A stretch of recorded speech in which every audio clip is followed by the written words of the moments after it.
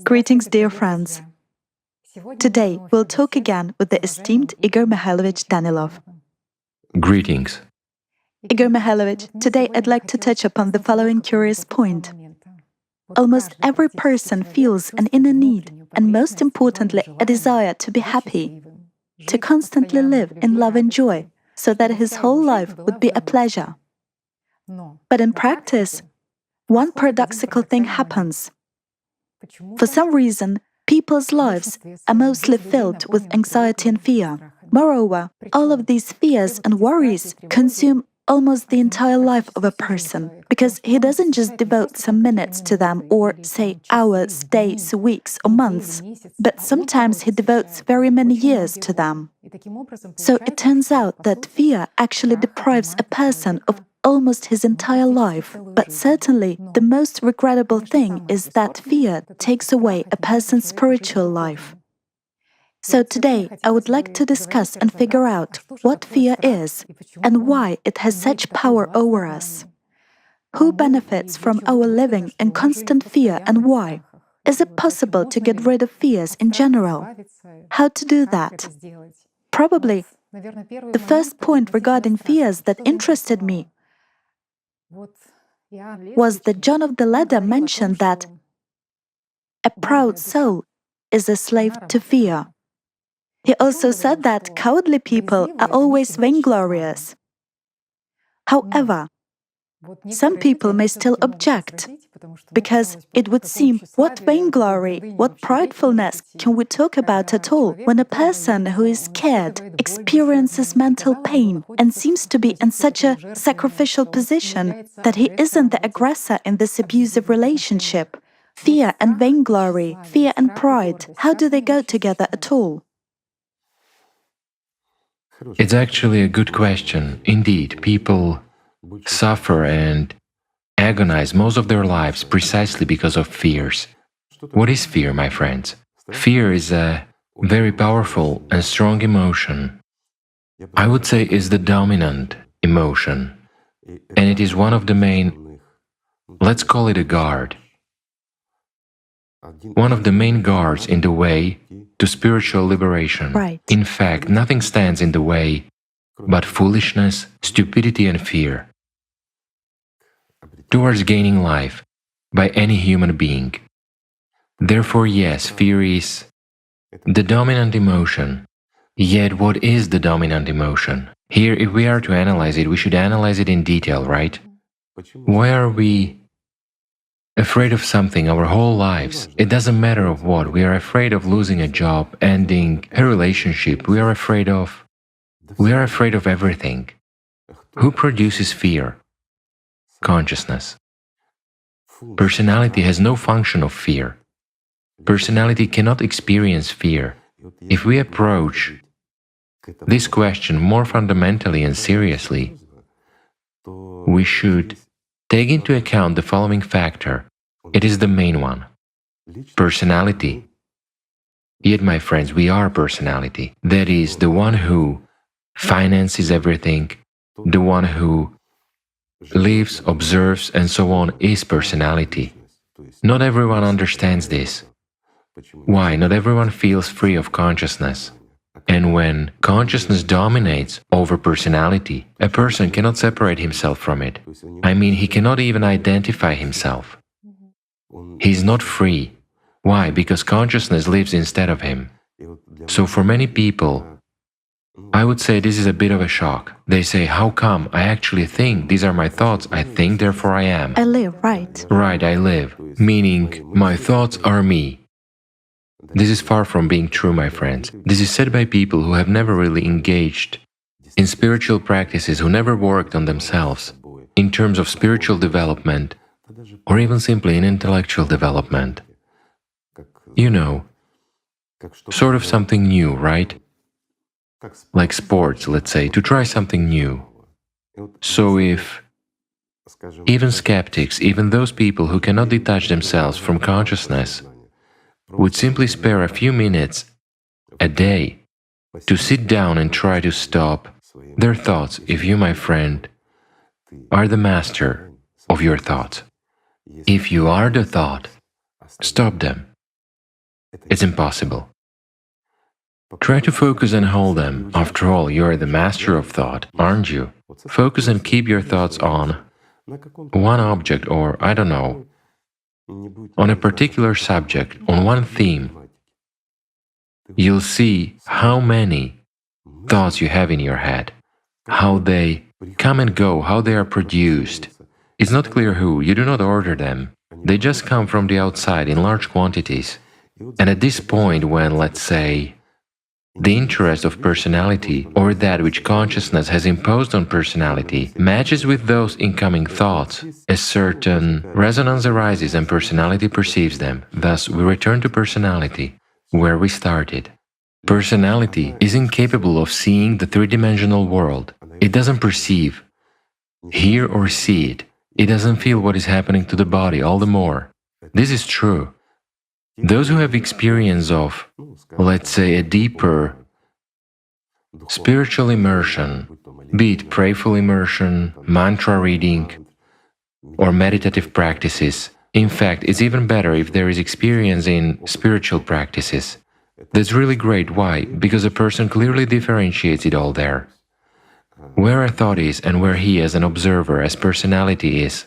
And here we immediately see a gap, a huge gap between the one who observes and consciousness. So the one who observes perceives everything. I mean, we as personality perceive everything as consciousness suggests. We see, hear, and feel our body. We can move our hands, right? But it's not us who move our hands. That's the point. Again, we have uncontrollable gestures and we have controllable gestures. Why? How was our consciousness trained? A habit. Of course. Repetition frequency. Sure. We, as a human being, meaning as personality, we are, let's say, far from being in that field structure.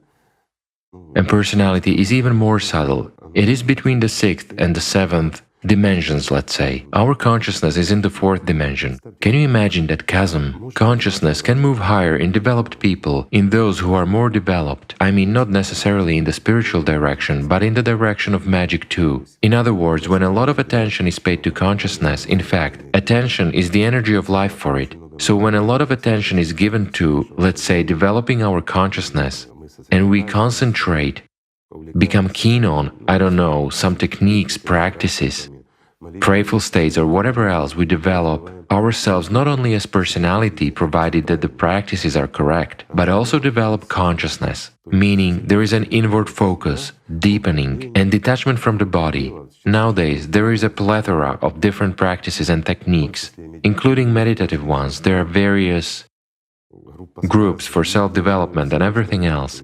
That very hypnosis, let's say, various autosuggestion techniques and many other things that contribute to the development of our consciousness. So, the more it absorbs our attention and concentrates on itself, the more it develops up to the sixth dimension. This is really so for people who practice magic and are highly developed. So, consciousness cannot go beyond the sixth dimension, whereas personality is obliged to go beyond the seventh dimension, meaning, beyond the seventh dimension, the material world ceases to exist at all. Just to make it clear. But as personality, we do not perceive this world. Therefore, everything that happens here, including what happens to us, we perceive through consciousness. It is consciousness that receives information from our body. Obviously, directly through the brain, through the neurons and whatnot, but as of today, neurophysiologists and everyone else already confirmed that in our brain there is a primitive mind, reflexes and everything else, but there is no consciousness. It is really not there.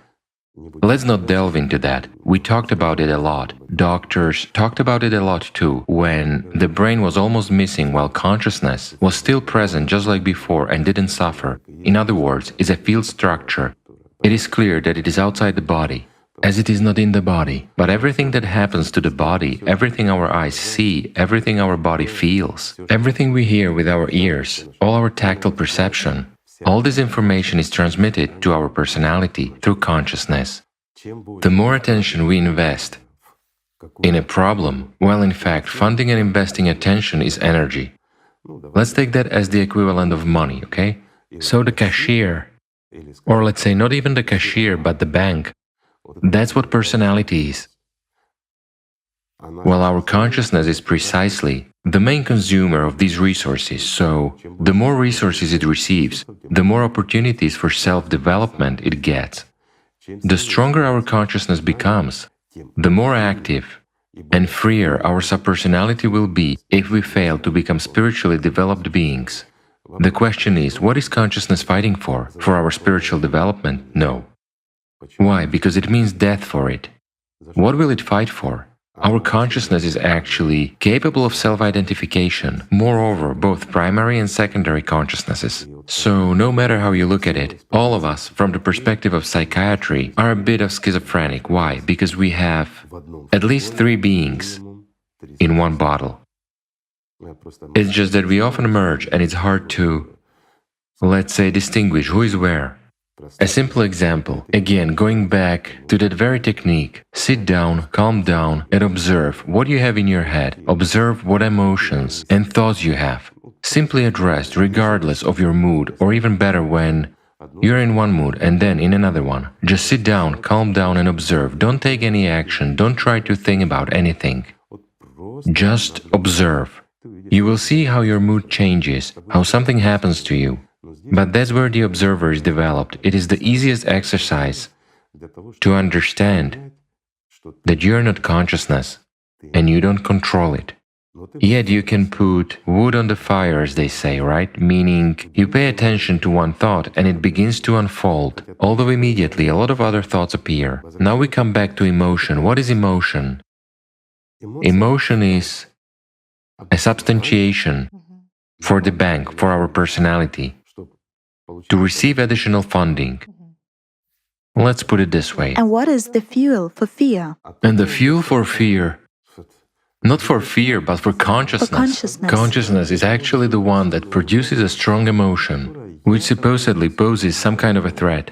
And consciousness begins to sort of very actively make a fuss around this subject, to exaggerate and to show pictures to personality.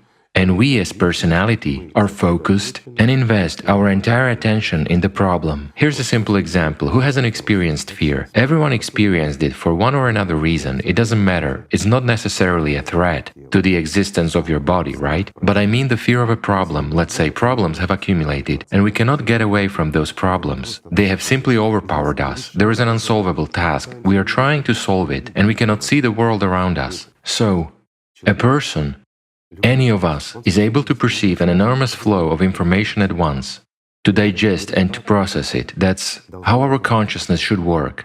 However, it's enough for us to pay attention to one point, and we no longer see anything else, don't we? For instance, which of you is now perceiving what is happening behind you, my friends? What is happening in the next room, in the street? None of you.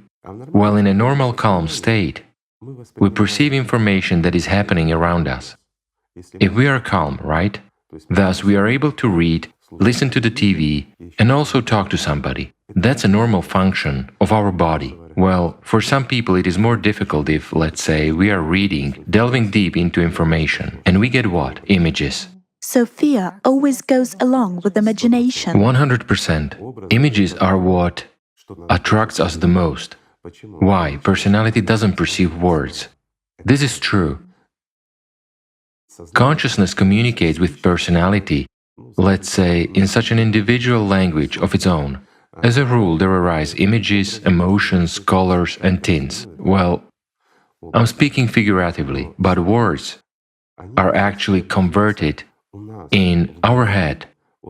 The function of our brain is to convert words into pictures. Then our consciousness manipulates pictures and transmits those pictures to us as personality. And personality perceives the streaming information at a much slower speed than we observe it. Why does our brain miss enormous, let's say, an enormous flow of information comes with big gaps? I mean, if information comes in very quickly and in very big amounts, a whole lot is missed. In other words, we as personality do not perceive it if a huge flow of information comes to us. Certainly, if we practice, train and invest attention in that, we will perceive much more both through peripheral perception and all the rest, but this is if we practice and develop our consciousness, its abilities and capacities, if we make our consciousness strong and developed so that it could easily suppress us as personality, then we will be, so to say, halfway to subpersonality. Do I understand correctly that in this case information is selectively chosen for personality? Surely, of course. Personality perceives, again, what is personality attuned to? To freedom. It does everything to attain freedom. That is, we as personality, each of us.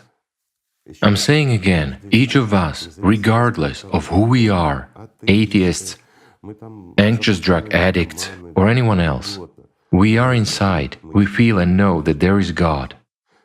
Our consciousness denies it completely, even if we are believers, absolute believers. We doubt the existence of God at the level of our consciousness. This is really so. That's why it happens that a person is sort of a believer, but he acts in a completely different way. It's the dominance of consciousness over personality. And that's where these conflicts and not quite clear moments arise. He seems to be a believer, right? But he doesn't behave the way he's supposed to, does he? He behaves unworthily. Why? Because consciousness is active. And the believer, well, how to say, he believes, but he doubts. He's more concerned about material life, meaning he's a person who doesn't strive for spiritual development, but merely creates such a picture. Because of what? Because consciousness is active. Consciousness is not interested in our spiritual development. We should know and understand this. And so we see that if a person, let's say, has a dominant consciousness, while most of our people are like that, he will deny everything completely. His credo is meanness, filth, and everything else, but with his own pridefulness, selfishness, and all the rest. All this is actually a derivative of our consciousness. I mean, all these negative factors. Isn't that so? It is. It's the same. And here is the answer why a proudling is always in fear for the most part. Why? Because for him, for such a proudling, many threats exist. So he creates an illusion, a picture of what he is like, and tries to maintain it before personality, and personality finances the maintenance of this picture, and immediately a command goes from consciousness to personality, or rather not a command, but a picture, that there is a certain threat to our pridefulness formed by consciousness. To the avatar. Right, the little avatar. This is indeed so. I'm just saying, if you delve into it a little bit, it is very interesting on the one hand. Perhaps we will once analyze it all. There are also two interesting points here. So it turns out that fear is a kind of belief in negativity in a bad scenario that... No, it's not a belief in negativity. Fear is a manipulation of consciousness over personality. In other words, consciousness manipulates personality by means of fear and takes an enormous amount of unnecessary funds. Yet what does personality need those funds for? In order to, attention. What is attention? Attention is a tool. Our personality possesses attention. Consciousness doesn't possess attention at all. That's for you to understand. But consciousness can attract attention. Why? Because our consciousness, once again, it simultaneously processes a mass of various information. It doesn't process it. Information comes to consciousness and it presents it to personality, right? Thus, it is able to think and to calculate something if we force it. Even if we don't force it, it can cling to some idea and discuss it. For example, we are watching a TV series or reading an interesting book, and a lot of images come to our mind. We start worrying about somebody. Why? Because personality ultimately doesn't perceive our body as our body. That's for you to understand. Why does hypnosis work? Why does suggestion work? That's... Now we are approaching interesting topics that you and I can discuss for hours. People will be interested, and it is really interesting. Why is a human suggestible? So we enter as a third force between consciousness and personality. We take over the function of, let's say, that very consciousness, and we already give commands through primary consciousness, I mean. We are between secondary consciousness and primary consciousness, so to say. And we already present information to personality, for example, that you are a man, and your personality doesn't reject that. Why? Because it doesn't care. It doesn't care. Right, but when a person is spiritually developed, hypnosis doesn't function. Why? A simple question. Because there is total domination over primary consciousness and control over secondary consciousness. It's impossible to dominate secondary consciousness, but it is possible to control it. Igor Mihailovich, there is also the following question. You know, there is an expression by that very John of the Ladder, that cowardice is a childish disposition in an old vainglorious soul. Yet, if everything is sort of clear with vainglory, that a person is a very significant figure, and he's constantly engaged in self-pitying I, me, myself, then why is cowardice a childish disposition? Well, let's start from the point that it has nothing to do with the soul. The soul is the soul, let's put it this way. We discussed it more than once and we can discuss it and talk about it more. But what was meant by this expression, what I understand, someone may understand differently. Again, why childish? Let's look at how child is developing. Sheer caprices. What are caprices? It's a manipulation. Why is a child capricious?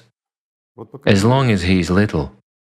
He's honest, so to say. If he wants to eat, he cries. If his tummy hurts, he cries. Afterwards, the more his consciousness develops, the more a manipulator develops in him. Doesn't it? Thus, he wants something, and he tries to find a way to force his parents, adults, let's say, to fulfill what he wants in order to receive exactly what he wants. And just note, often children who are a little bit spoiled, let's say, as soon as adults talk and give attention to each other, a child necessarily interferes in the conversation and starts drawing attention to himself. Why? Why does a child always strive to draw attention to himself, to his persona? A simple question. Those who are familiar with Allatra do know the answer, whereas those who are not familiar won't be able to answer it. Here, you know, games of psychology or something else will start, while in actual fact it's attention. Attention is the energy that is transmitted from one person to another and so forth. It's the most valuable thing that is here. Not attention itself, but what's behind attention, so to say. Attention is like electricity. We use it and do not know what it is. It's the same with attention. We use it, we all fight for it. Every single one of us fights for it. But we do not know what it is. Meanwhile, it is exactly that energy which can functionally support, let's say, and contribute to the development of our consciousness. And it is that energy, owing to which, by using it properly, we can gain life eternal. This is really so. Behind that energy, behind our attention, there is Allat. That is why such a fight for attention is going on. Let's look at how animals behave. Invest attention, conduct an experiment, start investing attention. 2 animals, for instance, 2 cats or 2 dogs. You invest attention in one of them and do not invest in the other. Just ignore it completely. Ignore it at the level of consciousness, do not notice it. You will see how it will behave. So these are experiments that were carried out many times. And all of them confirmed that everyone hunts for attention. Therefore, how do those egotists behave? They always attract attention to themselves, don't they? Like children. Of course. Let's take the category of people who suffer from depression. What is depression? Again, it is consumption of other people's attention. Self-pity. Of course. It is manipulation of consciousness over personality, well, and many other factors. In fact, only egoists suffer from depression.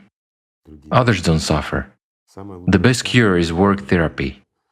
Do something, especially for the benefit of people, and depression immediately disappears, isn't that right? Everyone fights for attention.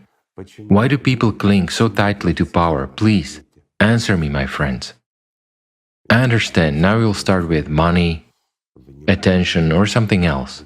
Attention is the key. I mean, the more superior the power is, the more popular they are, the more people talk about them, and the more attention they attract. While who chases after people's attention? A future subpersonality. Well, isn't that so? And that's where the difference is. If we look at popular people, no matter whom. And they are already, let's put it this way, practically a subpersonality during their lifetime. They drain our energy. Is there a difference? There is. Meanwhile, there are other people who give that energy. And the difference is huge. Then we want to look at them. We are attracted, we are filled. When watching a popular person, let's say, we don't become empty, as if dehydrated inside, but get filled. Hence, this person gives energy, but can he be a politician, an actor, or someone else? Of course not. He cannot. All the priests should be like that. I emphasize, all of them. Nowadays, unfortunately, everything is exactly the opposite. Even when we listen to promoted priests of, let's say, one or another religion, what do we observe? That afterwards, there comes emptiness and a lot of doubts. In other words, the activity of our consciousness. While there are those who feel, we will not promote them, let's say. Those who know them do know they are in Christianity, Islam, and other religions. So while listening to them, you get filled. Why? Because these are people who they live with God in their soul and they share that. There's such a difference. Attention is extremely valuable, and consciousness fights precisely for that attention. So we come back to fears again. That is why we explained it for so long, so that it would be clear why attention is valuable. How can consciousness fool personality and take more? There is a threat to the existence of the body. While you as personality are not free yet, you are not developed yet. You are to evolve, to become saved, and to gain spiritual life. So what would you do? You have to Preserve. take emergency measures, that is, to preserve your body, to preserve some importance, usefulness, or something else. That's it. And you will feed these, let's say, games of consciousness, which consciousness itself will even intentionally create. It will deliberately create the hardest conditions and a lot of problems through which it will simply milk personality to solve these problems. This is so. Many people commit crimes without even knowing why they do that. Afterwards, they repent and don't understand why they did that. Those are games of consciousness. It is an uncontrollable consciousness over a strong personality, I emphasize, over a strong one. If personality is strong, it carries a threat to consciousness. And from that very start, consciousness begins to create various intrigues, pushes personality to the wrong path, and manipulates that. The same is with fears. Everyone lives in fears. Few people have peace. Those who say, any of them, that they have peace, deceive. But what does consciousness also immediately push us to? That the higher we climb on the social ladder, the richer we become, the calmer and freer we will be. Show me at least one rich person who lives peacefully and joyfully. He has 1,000 times more worries than we, say, ordinary people have. As research shows, the higher a person climbs, the more fear Certainly. of losing his position he has. Of course, because such people become more vulnerable. They become more manipulated. That's how it is. Igor Mikhailovich, it turns out that when a person is afraid, he also loses confidence in himself and his strength. He gives up in the face of difficulties. He does not reach his goals, both in prayer and in good deeds, and so on. He stops. Again, why does this happen? Why does it really happen? You have just said the key point, both in prayers and in good deeds. Because consciousness is active. Consciousness doesn't need prayers. Consciousness doesn't need, say, good deeds. They're not beneficial. It imposes again beneficial, right? Well, these are simple examples, we can voice them. It is very essential for personality to shift attention from focusing on oneself, Essential. on this I, in order to expand this narrowed state. Of course. Such dereflection, by the way, a method by which schizophrenia is also treated is to shift attention from focusing on oneself to doing something for others. If schizophrenia, let's say, does not carry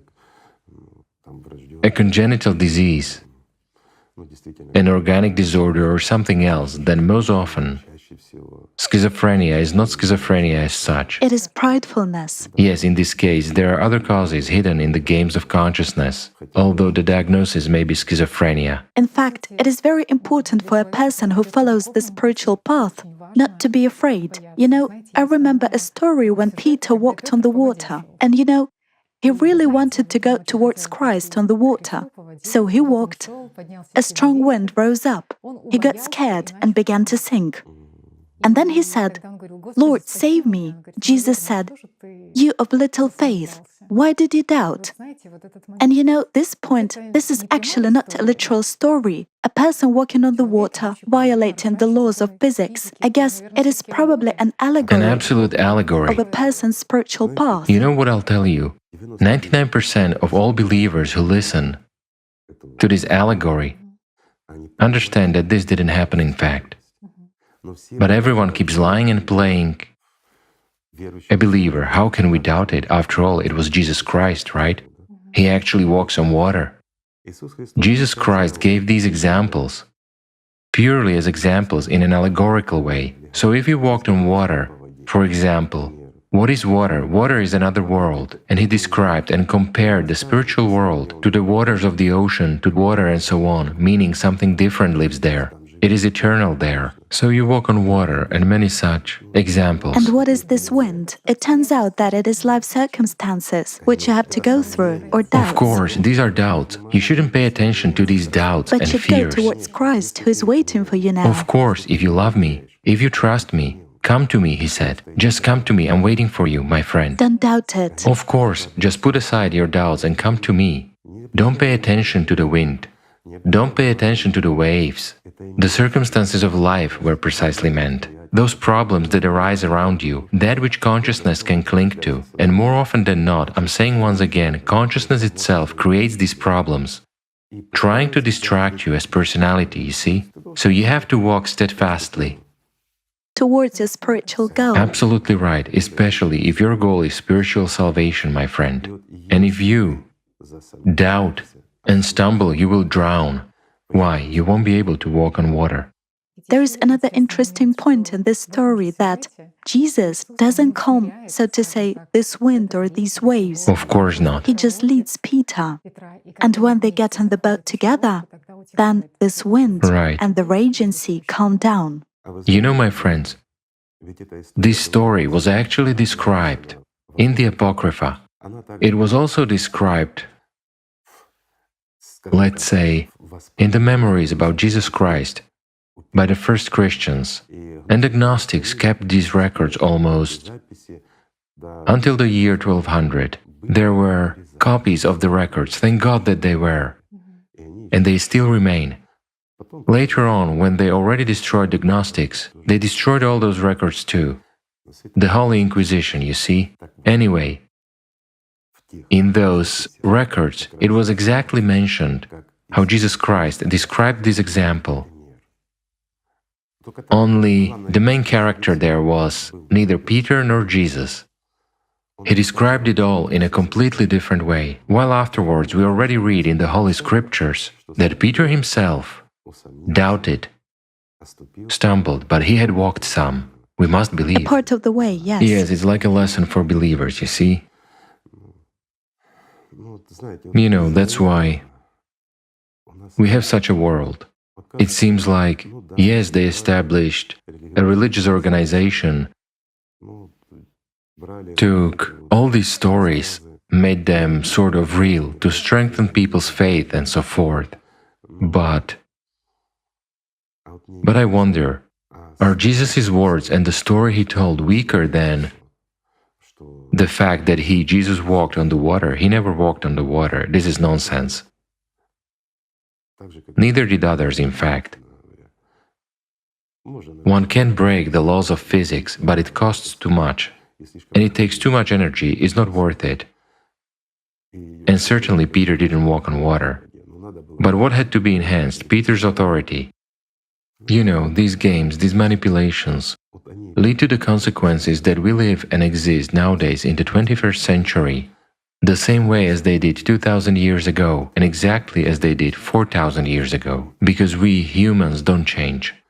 We become worse, craftier, smarter, meaner, and more heartless. But we do not become better. Why? Because we alter the truth for the benefit of the few, so that we can establish and strengthen our organization, right? And we, again, I understand this, I understand it very well, that by truth and verity, you cannot earn world domination, can you? I'm just calling things by their proper names. Let's imagine a simple example, okay? Did Jesus Christ perform any rituals? Tell me. Did he walk around and sing songs, bang a tambourine, wave or kindle something? Well, it's just that, excuse me, I'm just putting it in human terms. Did he do that? Did he? No, he didn't. But he was in spiritual practices. He taught people and told them how to do it right. He shared what he had inside. That's the key point. Let's take the last prophet. He is the best of people. Did he ever do anything like that? No. What did he do?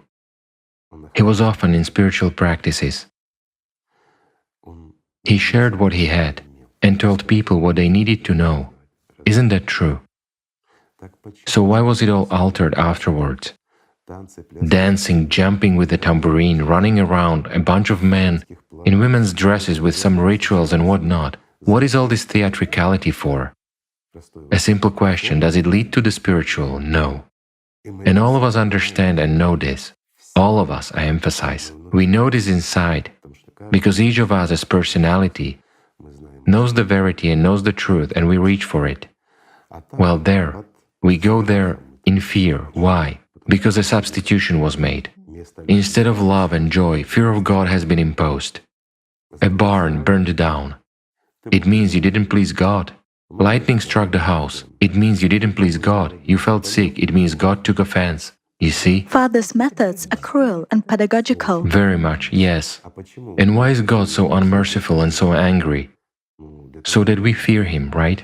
Again, fear and emotion, who benefits from it? Satan. Let's call things by their proper names from the religious standpoint, okay? Indeed, Satan benefits. And how does consciousness react to fear? Attention. Apart from being paralyzed, it runs away. It runs away. Or fights. To run, to fight. Either aggression or inaction. Or running away, as you say. Or fighting God. Of course, and again, if a person cannot fight, yet he can resist, what does that beget? God fighters. Isn't that so? What did that beget? A lot of heretics. Isn't that so? It is. I mean, it has harmed humanity, and very badly. Yes, it has established organization. Yes, it has strengthened them. But people, even those who were there and really came to serve God, and there are a lot of people like that nowadays too, they have to collect this truth grain by grain in order to develop spiritually. Isn't that so? There are still grains left, of course. Let's recall the Universal Grain Project, how many grains we have found. All religions have them, otherwise they would have collapsed. They had to take the truth and convey it to people, but again, always creating a swing. They gave chaff. A couple of manipulative chaffs per truth, let's say, for their own benefit. Isn't that so? We are not accusing anyone now, my friends. We are not against religion or anything else. We are talking about what took place. We are now talking about how stupid we are as humanity, because we didn't preserve what is the most precious and most important. Again, we used it. I emphasized, we as people used it as a tool to enrich ourselves and to create power. And why did we need power? We already discussed this, my friends. In order to attract someone's attention, why do people strive to earn countless amounts of money? Will they eat more than us or what? No. Then what is power, fame and popularity for? What is this needed for? Why does each of us want to show off? A simple question, dyeing one's hair, dressing up, what will they think of me, how do I stand out from the crowd and the like. We try to be noticeable, we fight for other people's attention, we fight for those crumbs of that which is truly valuable, that which is present on this earth. You see, gold? Even if they show it into your grave, say, it was showed into the pharaoh's graves, does it bring them any relief? Did they not become a subpersonality? Of course they did. To this day. It doesn't matter. Gold didn't save anyone. Neither money nor anything else saved them. Yet attention does have value. That's what everyone is fighting for. You know, Igor Mikhailovich, it is also interesting that the Quran warned that if people rely not on God, but on people from among the jinn, in order to get rid of their fears, then the following will happen to the fears. They will only increase. Of course. And that's what the warning was about. That these people in whom you see patronage, in whom you see the calming of your fears, will on the contrary instigate this fear. They will contribute to this fear. If you really try to find salvation through people trusting in them and laying your hopes on them rather than on God, your problems will only increase. Why? Those very people whom you, as they say, pray to, expecting salvation, will actually intensify that. It is natural and normal. You just have to know how physics works. After all, it is really physics. Well, it doesn't matter. A more subtle physics of these processes, let's say. And then everything will be clear, easy and simple, you see? For instance, unfortunately, there is Alatra physics, right? Well, Fortunately, right, but... Fortunately, there is. Fortunately, yes, there is. But unfortunately, few people have delved into it and, it is criticized as pseudoscience and pseudo-teaching. Well, nowadays, everything that doesn't comply is pseudo, right? Well, carbon dioxide is not pseudo, is it?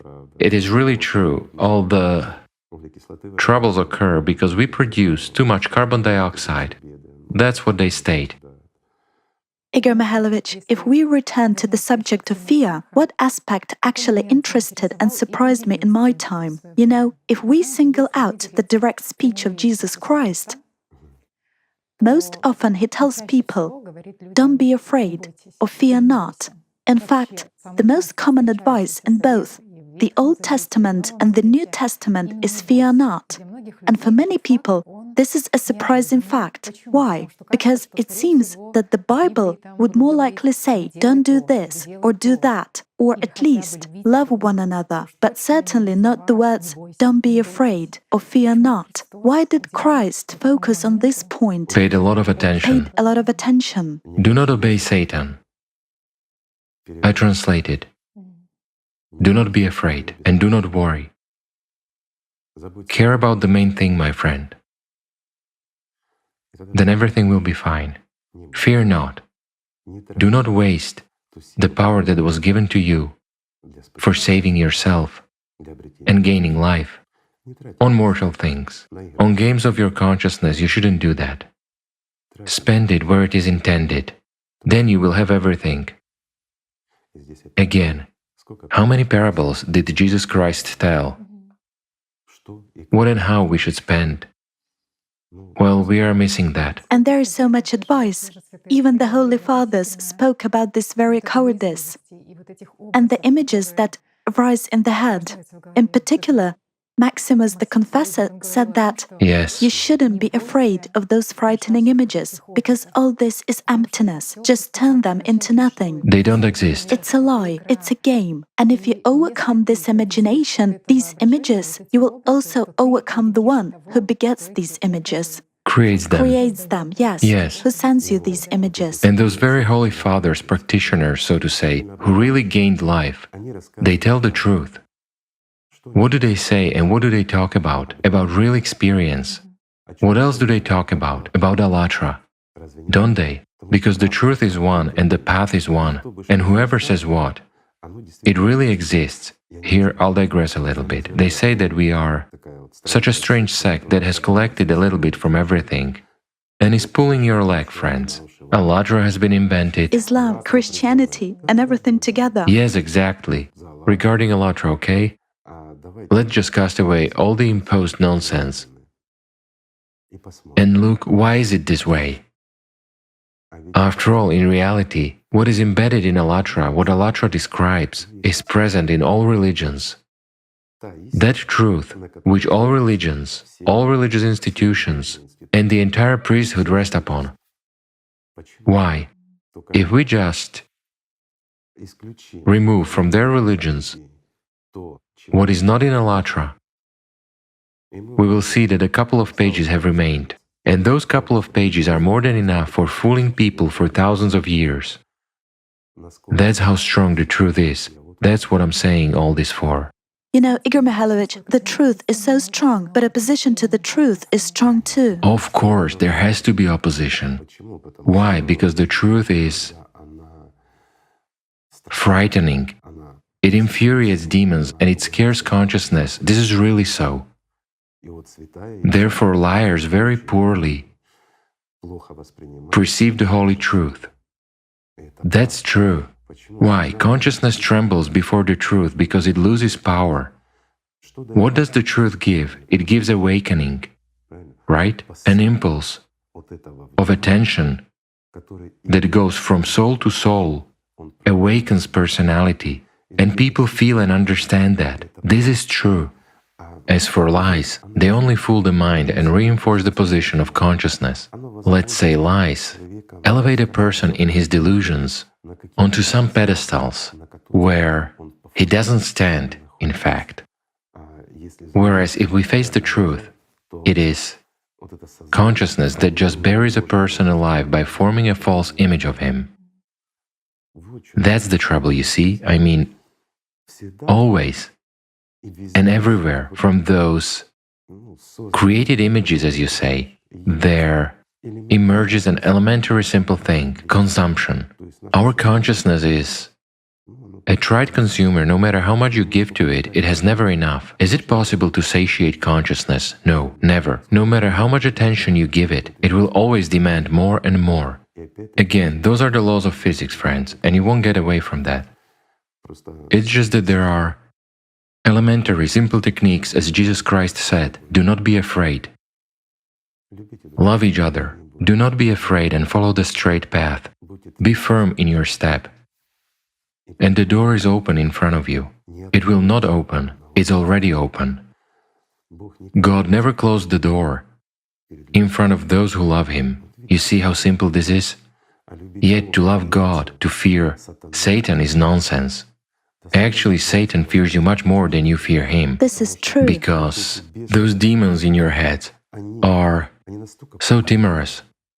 And they are afraid of any spiritual surge of yours. Because for them it's like a red-hot iron on a naked body. This is true.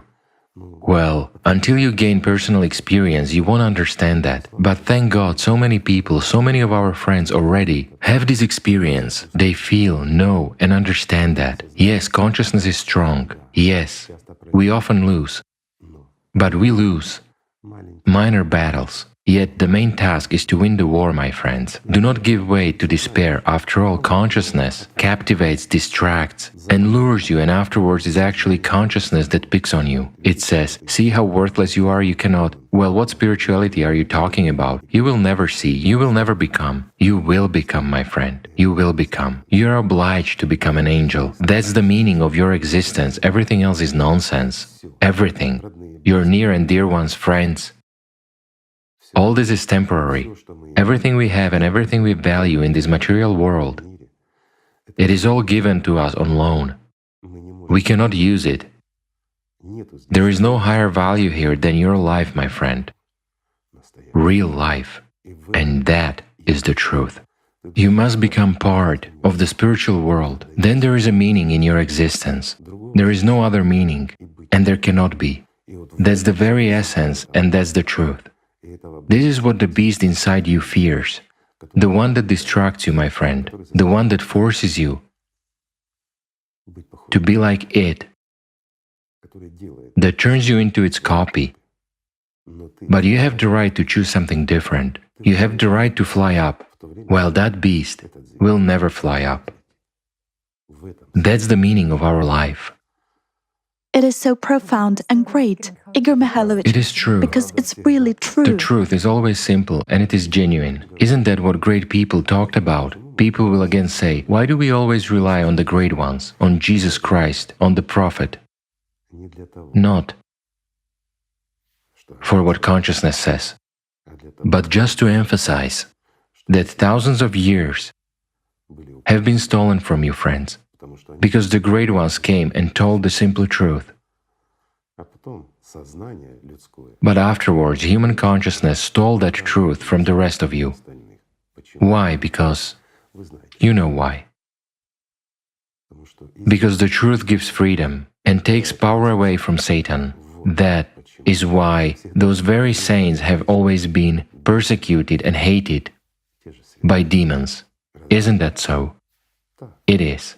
That's the meaning of our existence here, either to serve Satan or to be on a par with God. And this is where they will pick on, what does it mean to be on a par with God? God-like? No, we can never be equal to God. God is the entire spiritual world. It is infinity and omnipresence. While to be on a par means to be equal among equals, among the worthy ones.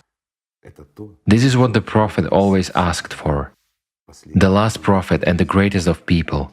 I will never be tired of repeating that he is the greatest of people, and after him there has never been and there is no such a worthy man. This is true. Igor Mikhailovich, if we touch upon the life of the prophet, at the moment when the prophet had a meeting with Gabriel, he went to his wife's cousin. The name of that man was Baraka. He was an Arab, but he was a Christian. He adopted Christianity back in the days of paganism, and he told what had happened to him. Baraka said, "It was Gabriel who came to you." But he also said a very interesting thing.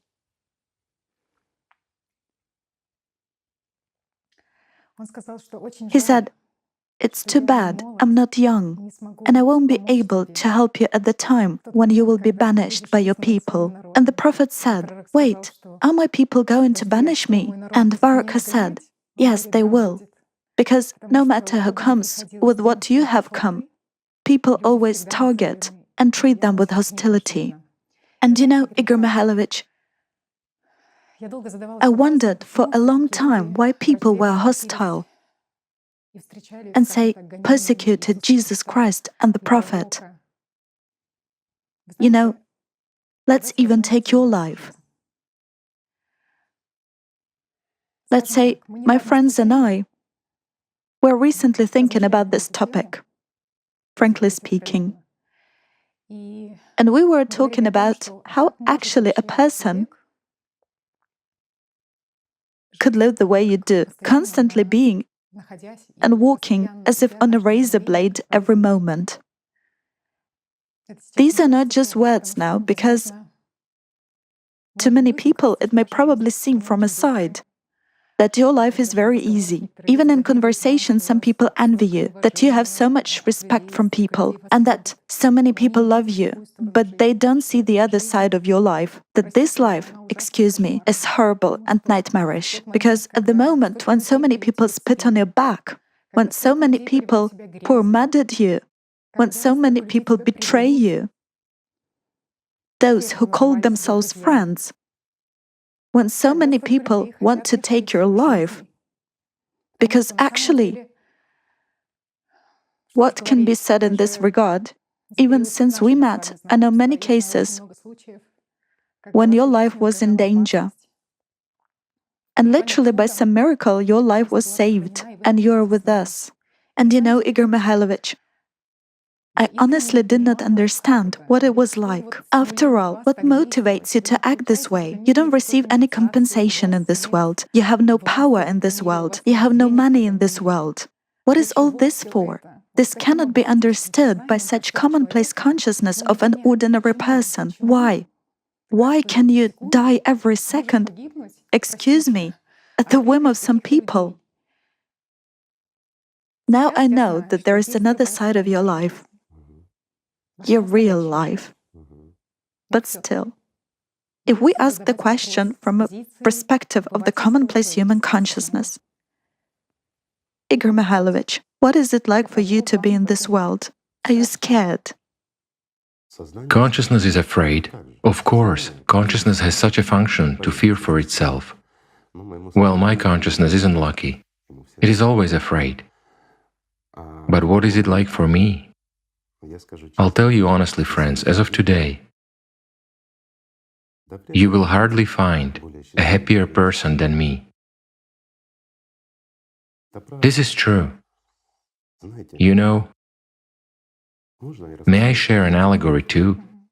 Imagine rocks, a huge mountain without a single blade of grass on it, and your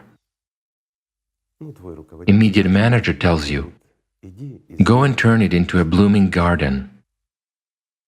Can you imagine? You come and look, there is a mountain and no soil. Then a flower appears here and there, and you admire this Eden, this blooming garden. Tell me, is it a bad life to turn the dead into the alive? A simple question.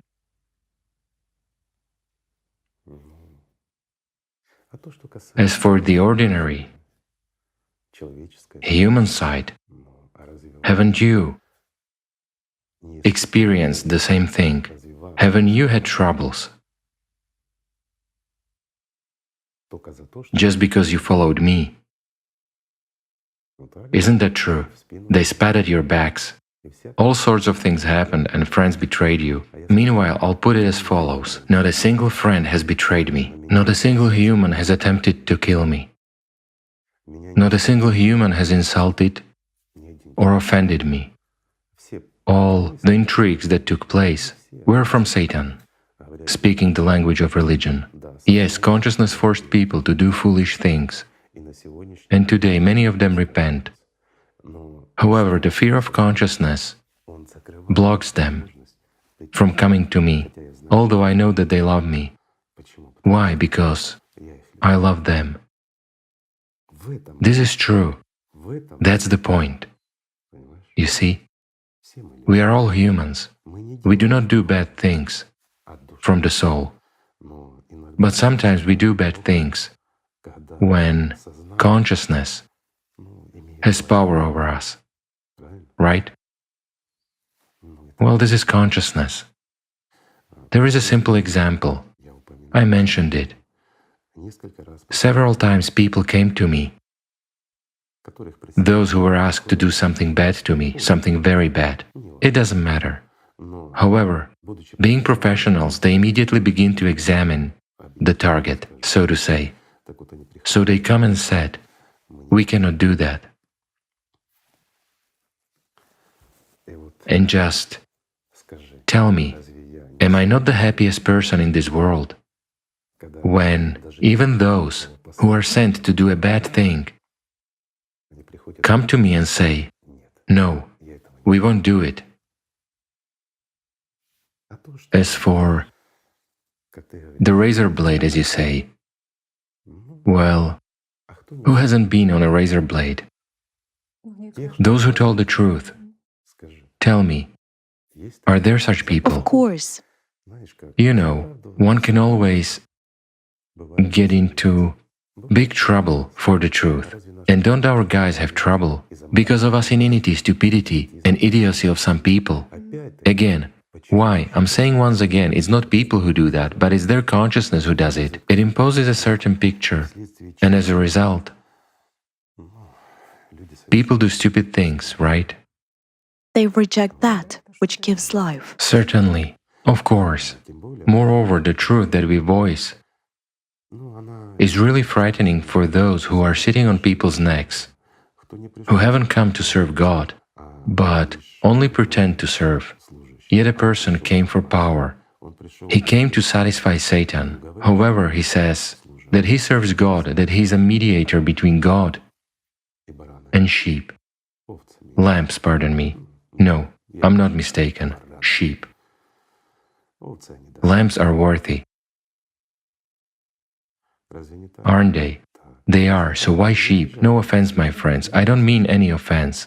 I'm just saying, you know, when we listen to our consciousness and look at pictures, we do stupid things. Aren't we sheep if we believe in fairy tales? We are sheep, because for thousands of years, they've been manipulating us.